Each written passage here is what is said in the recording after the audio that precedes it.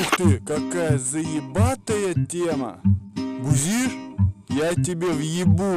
А ну-ка на-ка, бля буду.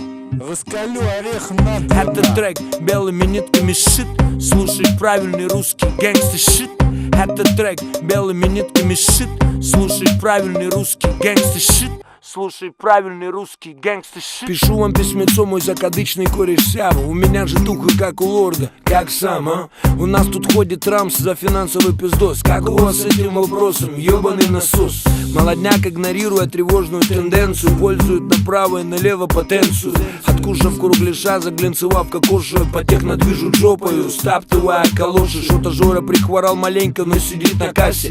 Контролирует ход туда-си-сюда-си. За общим глядеть это тебе не орехи грызть. Если ты пацанчик ровный, жизнь будет заебись. Вы бы нам прислали Сява с оказией к празднику опасного ганджубаса с Азии. Если вопрос насчет финансовой базы, то у нас все на мази, короче на связи. Кто-то у вас Сява решил на что-то кинуть. Не стоит церемониться, гнит под лесопилы. Пацики, будьте цепкими, вешайте процентики. Если вас